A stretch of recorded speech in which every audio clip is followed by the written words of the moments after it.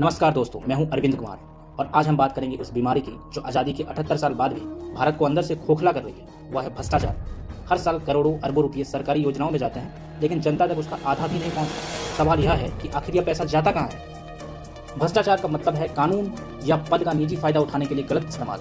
रिश्वत, कमीशन, फर्जी बिल, भाई भतीजावाद, ये सब भ्रष्टाचार के रूप है। जब जनता की सेवा करने वाला पद निजी जेब भरने का जरिया बन जाए तो वही भ्रष्टाचार है। कुछ आंकड़े जो चौंकाते हैं।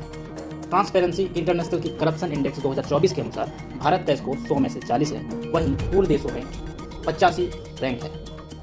वर्ल्ड बैंक की रिपोर्ट बताती है कि भारत की जीडीपी का लगभग 2 से 3% यानी लगभग 6 से 7 लाख करोड़ रुपए सालाना भ्रष्टाचार में नष्ट हो जाता है। सोचिए इतने पैसों से कितने स्कूल, अस्पताल और सड़कें बन सकती थी।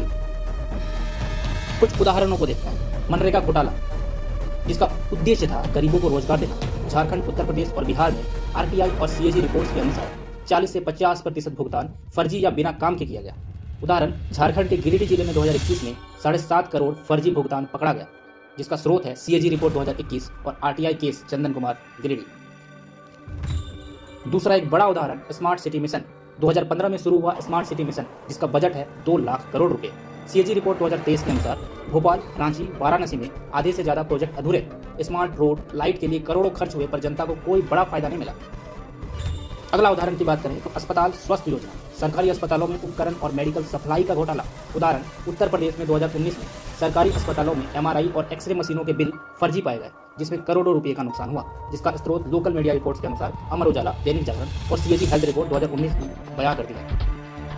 अगला उदाहरण कृषि सब्सिडी घोटाला। किसान सब्सिडी का पैसा किसानों तक नहीं पहुंचा। पंजाब और हरियाणा में 2018-19 में बीज और उर्वरक के फंड में 50 से 60 करोड़ फर्जी ट्रांसफर, जिसका स्रोत स्टेट ऑडिट रिपोर्ट 2019 और मीडिया रिपोर्ट बयां करती है।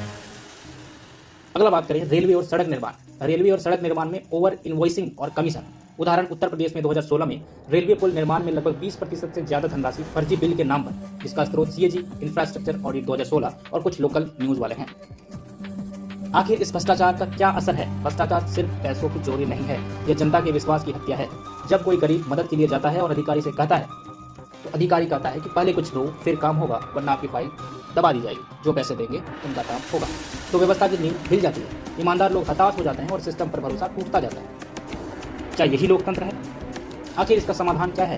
तो आरटीआई का इस्तेमाल करें, सरकारी योजनाओं की सच्चाई जानिए। आरटीआई का इस्तेमाल करिए, सरकारी योजनाओं और उनके बजट और उनके क्रियान्वयन की जानकारी मांगिए। डिजिटल ट्रांसपेरेंसी बढ़ाइए, हर भुगतान ऑनलाइन दिखना चाहिए। लोकपाल और लोकायुक्त को मजबूत करें। सबसे जरूरी, खुद रिश्वत ना दें, चाहे छोटा काम ही क्यों ना हो। भ्रष्टाचार केवल अफसरों की गलती नहीं, हमारी चुप्पी का नतीजा है। अगर हम सवाल पूछेंगे तो जवाब जरूर मिलेगा। सिस्टम को साफ करने की शुरुआत खुद से करें। अगर आप भी सच्चाई के साथ खड़े हैं तो वीडियो शेयर करें और चैनल सब्सक्राइब करें। धन्यवाद।